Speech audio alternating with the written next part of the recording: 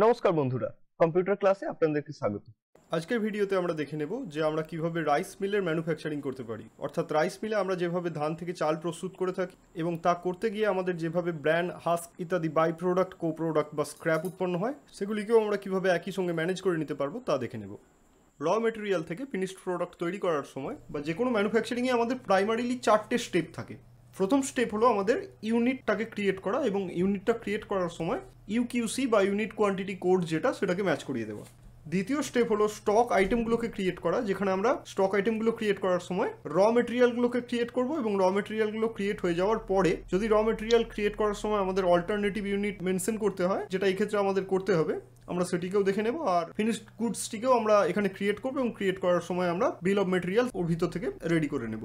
3 নম্বর step হলো manufacturing journal. Primarily আমাদের voucher type হিসেবে ট্যালিতে আসে না, ম্যানুফ্যাকচারিং জার্নাল আমাদের ভাউচার টাইপ ক্রিয়েট করে নিতে হয়। 4 নম্বর স্টেপ হলো ম্যানুফ্যাকচারিং জার্নাল ভাউচার রেকর্ড করে নেওয়া বা ম্যানুফ্যাকচারিং করে নেওয়া। আরও একটি ব্যাপার রয়েছে, যেটা ম্যানুফ্যাকচারিং বা প্রোডাকশন করতে গেলে প্রোডাকশনে কিছু কস্ট বা এক্সপেন্সেস আছে।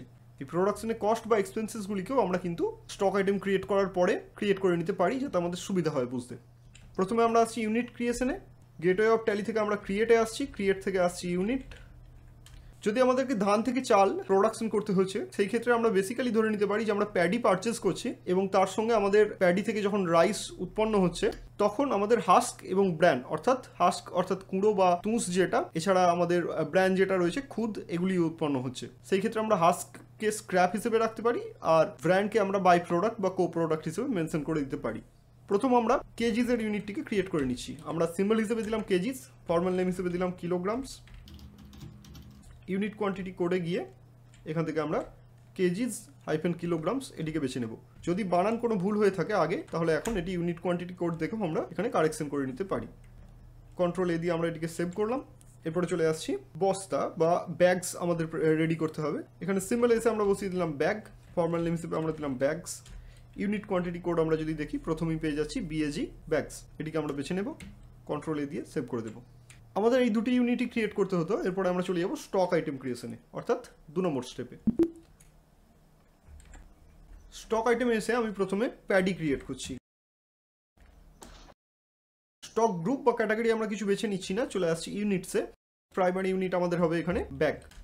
অল্টারনেট ইউনিট যদি প্রাইমারিলি আমরা দেখতে না পাই এখানে, আমাদেরকে চলে যেতে হবে F12-এ, এবং এখানে গিয়ে ইউজ অল্টারনেটিভ ইউনিটস এটিকে আমাদের ইয়েস করে নিতে হবে। তো ইউজ অল্টারনেটিভ ইউনিটস আমরা যখন ইয়েস করে দেবো, ওয়াই প্রেস করে, এখান থেকে আমরা যদি এন্টার দিই, এটি ইয়েস হয়ে যাবে। এরপর কন্ট্রোল এ দিয়ে সেভ করে দেবো। অল্টারনেট ইউনিটস আমরা কি করব, কেজিস বা কিলোগ্রামস বেছে নেব, যাতে আমরা এখানে হিসাবটি দেখাতে পারি যে একটি বস্তার মধ্যে কত কিলোগ্রাম থাকছে। কেজিস সিলেক্ট করে নেওয়ার পরে এখানে আমাকে দিতে হবে 60 কেজিস ইকুয়ালস হচ্ছে 1 ব্যাগ, অর্থাৎ প্রাইমারিলি আমাদের এক বস্তা ধানের মধ্যে 60 কেজি থাকে। প্যাডির উপরে কোনো জিএসটি নেই, তো জিএসটি এখানে অ্যাপ্লিকেবল হবে না। এখান থেকে আমরা করে নেব নট অ্যাপ্লিকেবল। ওপেনিং ব্যালেন্স আমরা দিয়ে দেবো, আদারওয়াইজ আমাদেরকে আবার পরে গিয়ে পারচেস করতে হবে। তো আমরা ওপেনিং ব্যালেন্স দিয়ে দিই, আদারওয়াইজ আমরা যখন বিওএমে যাবো বা ম্যানুফ্যাকচারিং করবো, তখন গিয়ে কিন্তু এটি স্টক নেগেটিভ হয়ে যাবে, আমরা সেটি চাই না। ওপেনিং ব্যালেন্স হিসেবে আমি দিয়ে দিলাম এখানে 100 বস্তা।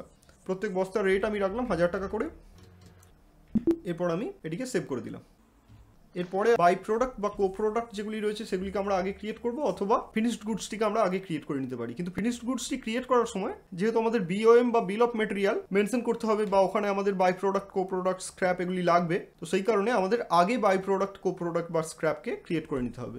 প্রথমে আমরা ক্রিয়েট করছি হাস্ক, অর্থাৎ তুষ বা কুঁড়ো। আন্ডার হিসেবে আমরা এখানে কিছু রাখছি না। স্টক ক্যাটাগরি এবং স্টক গ্রুপ আমরা কোনো কিছু মেনশন করছি না। ইউনিটসে আসছি, ইউনিটস হিসেবে আমরা এখানে কেজিস রাখছি। অল্টারনেটিভ ইউনিটস কিছু দিচ্ছি না। জিএসটি অ্যাপ্লিকেবল করব, set alter GST details yes করব, কারণ হাস্কের ওপরে জিএসটি পড়ে। এরপর আমরা এখানে কোনো ডিটেলস দিচ্ছি না, আমরা চলে যাচ্ছি অল্ট ডাব্লিউ ডিটেলস। এখানে আমরা দেখতে পাচ্ছি অল্ট ডাব্লিউ ডিটেলস আছে। ডিটেলস স্ক্রিনে গিয়ে এখানে আমরা করলাম অ্যাপ্লিকেবল ফ্রম। আমি বছরের প্রথম তারিখই দিলাম 1/4/2023। আমরা চলে আসছি এইচএসএনে, আমরা এখানে বসিয়ে দিলাম 1006-1090। আমরা এইচএসএন বসিয়ে দিয়েছি। এরপরে চলে আসছি ট্যাক্সেবিলিটি। ট্যাক্সেবিলিটি আমরা অবশ্যই ট্যাক্সেবল রাখবো। এরপরে চলে আসবো সেট অল্টার ট্যাক্স ডিটেলস, এটিকে ইয়েস করার পরে এর ভিতরে আমরা বসিয়ে দেবো 5%। আজকের ওপরে 5% জিএসটি পড়ে। এরপর আমরা আর কিছু করবো না, এখান থেকে এন্টার দিয়ে বেরিয়ে যাব এবং এটিকে সেভ করে দেবো। এরপর আমরা রাইস ব্র্যান্ড ক্রিয়েট করে নিচ্ছি। এখানেও আমরা স্টক গ্রুপ বা ক্যাটাগরি কিছু দিলাম না, ইউনিট হিসেবে আমরা বেছে নিচ্ছি কেজিস। অল্টারনেটিভ ইউনিট কিছু দেওয়ার দরকার নেই, জিএসটি অ্যাপ্লিকেবল হবে। এবং আগের বারের মতোই set alter GST details yes করার পরে আমরা চলে যাব অল্ট ডাব্লিউ ডিটেলসে। অ্যাপ্লিকেবল ফ্রম এখানেও আমরা প্রথম তারিখ থেকেই দিচ্ছি। HSN বসিয়ে দেওয়ার পরে আমরা চলে আসছি ট্যাক্সেবিলিটি, এখান থেকে ট্যাক্সেবল বেছে নেওয়ার পরে set alter tax details yes করে দেবো এবং এখানেও আমরা 5% বসিয়ে দেবো। এরপর আর কোনো পরিবর্তন না করে কন্ট্রোল A দিয়ে আমরা সেভ করতে করতে বেরিয়ে যাব। এখন আমরা আমাদের ফিনিশড গুডস যেটি থাকবে, ফাইনাল গুডস যেটি থাকবে সেটিকে ক্রিয়েট করে নেব।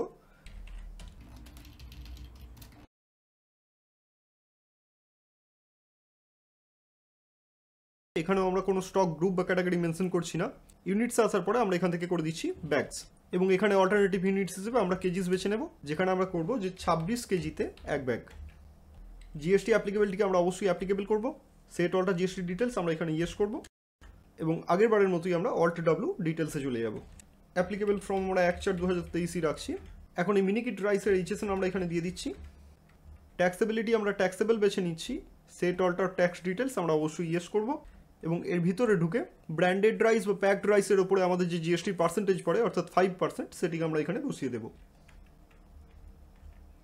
এখন এটি আমরা প্রথমে একবার সেভ করে নেব এবং এরপরে এসকেপ দিয়ে বেরিয়ে আসার পরে আমরা অল্টারে যাব এবং এখানে স্টক আইটেমে আসার পরে আমরা ফিনিশড গুডসটিকে বেছে নেওয়ার পরে এখানে BOM আমরা ক্রিয়েট করে নেব।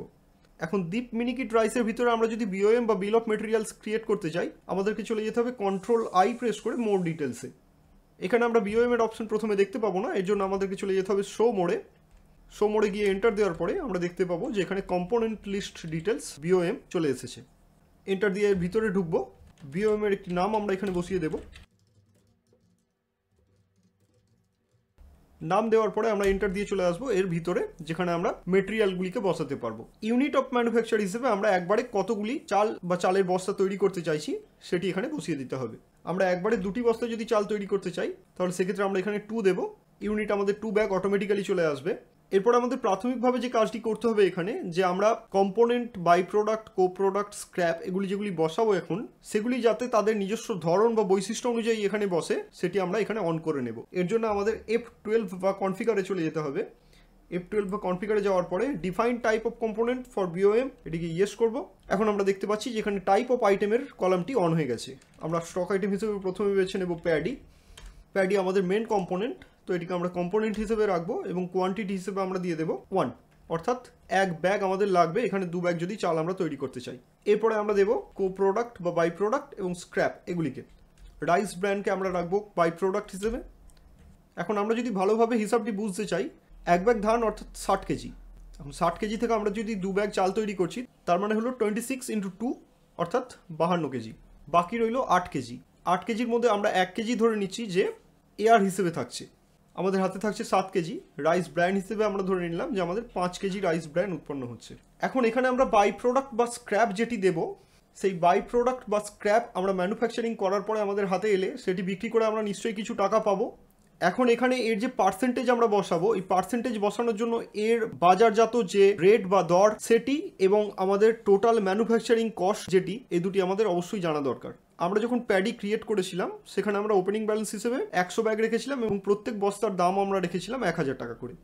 এখন এই 1000 টাকার সঙ্গেও আমাদের যেহেতু ম্যানুফ্যাকচারিং বা প্রোডাকশনে কিছু কস্ট বা এক্সপেন্সেস রয়েছে আমরা বলে দিয়েছিলাম, সেই প্রোডাকশন কস্টগুলিকেও আমাদের ধরে নিতে হবে। তাহলে আমরা 2 ব্যাগ চাল তৈরি করতে আমাদের কত টোটাল খরচা হবে সেটি আমরা বুঝতে পারবো। আমরা ধরে নিলাম যে 2 ব্যাগ চাল তৈরি করতে গিয়ে আমাদের 50 টাকা লেবার চার্জ লাগছে এবং 50 টাকা ইলেকট্রিসিটি চার্জ লাগছে। এর পাশাপাশি আমাদের ফিনিশিং চার্জেস হিসেবে লাগছে আরও 100 টাকা। তাহলে আমাদের এখন সব মিলিয়ে খরচা পড়বে 1000 টাকা ধান, 50 টাকা লেবার চার্জ প্লাস 50 টাকা ইলেকট্রিসিটি চার্জ এবং 100 টাকা ফিনিশিং চার্জ, অর্থাৎ 1200 টাকা। আমরা ধরে নিলাম যে রাইস ব্র্যান্ড আমরা যদি 5 কেজি বিক্রি করি, রাইস ব্র্যান্ড বিক্রি করে আমরা প্রত্যেক কেজিতে 20 টাকা হিসেবে 100 টাকা পাবো।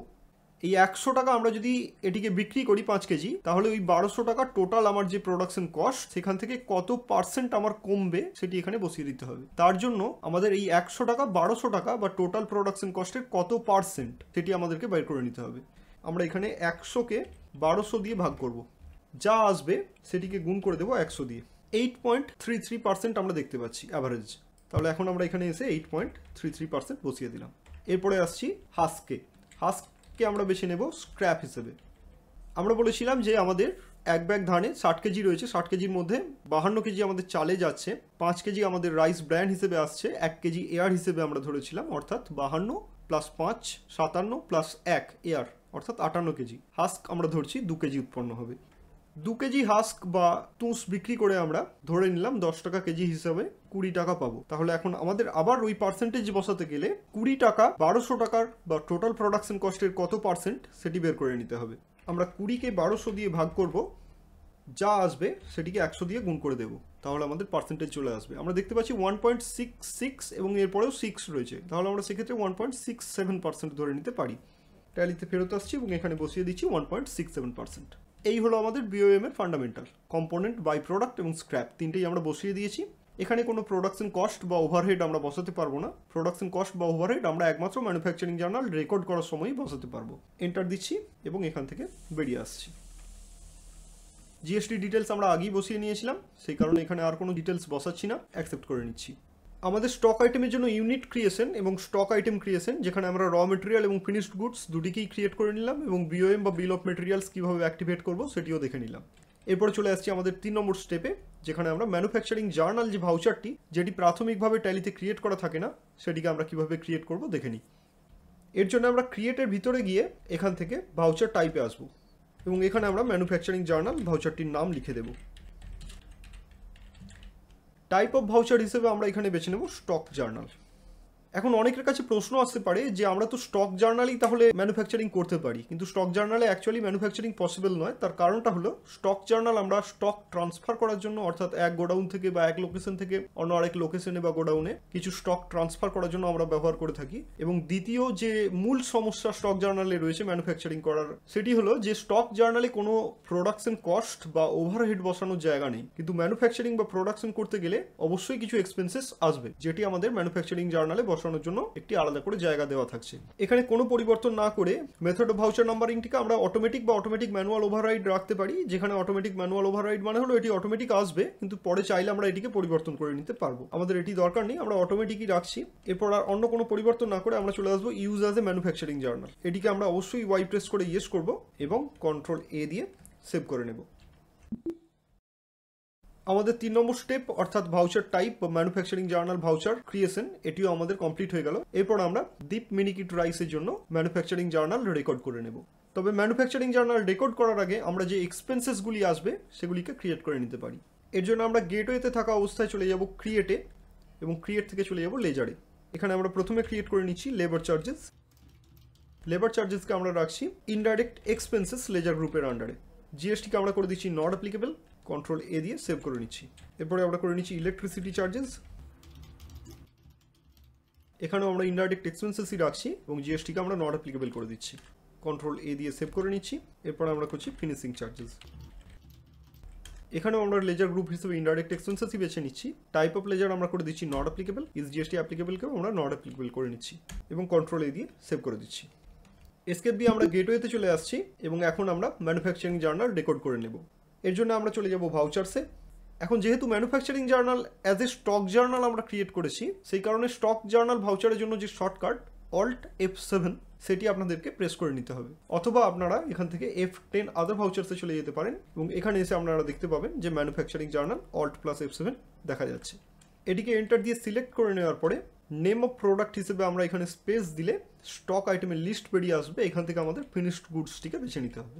আমরা বেছে নিচ্ছি দীপ মিনিকিট রাইস। একবারে আমরা 2 ব্যাগ চাল তৈরি করার কথা বলেছিলাম এবং সেই হিসেবেই আমরা কিন্তু কস্ট অ্যালোকেশন করেছি। এখন যদি আমরা 50টি ব্যাগ একেবারে তৈরি করতে চাই, কোয়ান্টিটিতে আমরা বসিয়ে দেবো 50। এন্টার দেওয়ার পরে চলে আসবো এখানে কম্পোনেন্টসের সেকশনে। অটোমেটিক্যালি আমরা দেখতে পাচ্ছি যে প্যাডি 25 ব্যাগস চলে এসেছে। আমরা বলেছিলাম যে 1 ব্যাগ ধানে 2 ব্যাগ চাল তৈরি হবে, সেই কারণে এখানে 25 এসছে এবং এর যে পারচেস কস্ট ছিল সেটি এখানে বসে গেছে। এবং এর পাশাপাশি আমরা দেখতে পাচ্ছি যে কো প্রোডাক্ট, বাই প্রোডাক্ট বা স্ক্র্যাপের সেকশনে রাইস ব্র্যান্ড এবং হাস্ক এদের নিজস্ব কস্ট অ্যালোকেশন পার্সেন্টেজ অনুযায়ী বসে গেছে এবং কোয়ান্টিটি, রেট, অ্যামাউন্ট এগুলিও কিন্তু অটোমেটিক্যালি চলে এসেছে। কিন্তু এখন যদি আমরা কো প্রোডাক্ট, বাই প্রোডাক্ট, স্ক্র্যাপের নিচে থাকা রাইস ব্র্যান্ড এবং হাস্কের রেটগুলি দেখি, তাহলে দেখতে পাচ্ছি যে রেটে কিছু সমস্যা রয়েছে। আমরা বিওএম ক্রিয়েট করার সময় রাইস ব্র্যান্ডের রেট ধরে নিয়েছিলাম 20 টাকা কেজি এবং হাস্কের রেট ধরেছিলাম 10 টাকা কেজি। এখানে কিন্তু সেটি আসেনি। এটি আসবে যদি আমরা এক্সপেন্সেস বা ওভারহেড যেগুলি রয়েছে সেগুলিকে বসিয়ে দিই। এন্টার দিয়ে আমরা চলে আসবো টাইপ অফ অ্যাডিশনাল কস্ট বসানোর জায়গায়। এখানে স্পেস দিয়ে লেজার অ্যাকাউন্টসের লিস্ট থেকে আমরা প্রথমে বেছে নেব লেবার চার্জেস। পার্সেন্টেজ আমরা কিছু বসাচ্ছি না, আমরা যেরকমভাবে হিসাব করেছিলাম সেই অনুযায়ী এখানে লেবার চার্জেস বসিয়ে দেবো। আমরা ধরে নিয়েছিলাম যে 2 ব্যাগ চাল তৈরি করার সময় আমাদের লেবার চার্জেস পড়ছে 50 টাকা। আমরা 50 ব্যাগ চাল তৈরি করছি, অর্থাৎ 25 গুণ বেশি, তাহলে 50 টাকাকে 25 দিয়ে গুণ করতে হবে। আমাদের আসছে 1250 টাকা। আমরা 1250 টাকা এখানে বসালাম।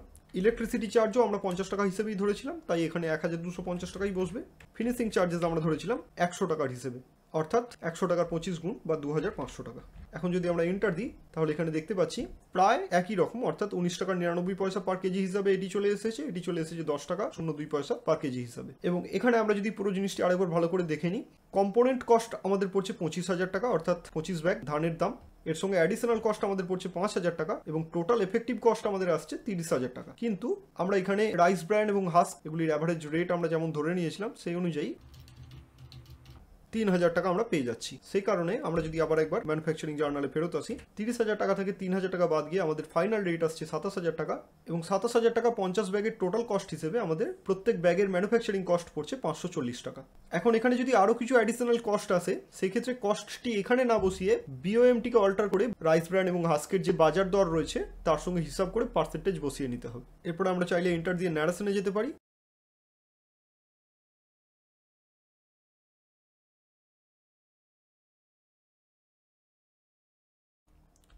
এরপর আমরা এন্টার দিয়ে এটিকে অ্যাকসেপ্ট করে নিতে পারি। এখন আমরা যদি চাই যে এই ম্যানুফ্যাকচারিং জার্নালটিকে আমরা আরেকবার দেখে নেব, তার জন্য আমরা এসকেপ দিয়ে এখান থেকে বেরিয়ে যেতে পারি গেটওয়েতে এবং গেটওয়েতে আসার পরে আমরা চলে আসতে পারি ডিসপ্লেতে আসার পরে আমরা এসে যাব ইনভেন্টরি বুকসের ভেতর থেকে আমরা দেখতে পাবো stock transfer and manufacturing journal register. Enter দিয়ে এর ভিতরে ঢোকার পরে আমরা দেখতে পাচ্ছি যে এপ্রিল মাসে আমাদের একটি ম্যানুফ্যাকচারিং রয়েছে। এন্টার দিয়ে গেলে আমরা দেখতে পাচ্ছি যে আমাদের ম্যানুফ্যাকচারিংটি চলে এসেছে। এখন আমরা যদি একবার গেটওয়ে থেকে স্টক সামারিতে যাই তাহলে দেখতে পাবো যে এখানে প্যাডিড স্টক 75 ব্যাগ হয়ে গেছে, যেহেতু 25 ব্যাগ আমরা ম্যানুফ্যাকচারিংয়ের সময় কম্পোনেন্ট হিসাবে ইউজ করেছি। এবং এর পাশাপাশি আমাদের ফিনিশড গুডসের স্টক কিন্তু এখানে 50 ব্যাগ চলে এসেছে এবং হাস্ক এবং রাইস ব্র্যান্ড এগুলিও কিন্তু আমাদের স্টক চলে এসেছে। তাহলে আমরা দেখে নিলাম যে রাইস মিলের প্রোডাকশন বা ম্যানুফ্যাকচারিং আমরা কিভাবে করব। আজকের ক্লাস এই পর্যন্তই। এই ক্লাস যদি আপনাদের ভালো লেগে থাকে তাহলে অবশ্যই লাইক করবেন, কোনো প্রশ্ন বা সাজেশন থাকলে অবশ্যই কমেন্ট করে জানাবেন এবং এর পাশাপাশি শেয়ার এবং সাবস্ক্রাইব করে চ্যানেলটিকে আরও এগিয়ে নিয়ে যেতে সাহায্য করবেন।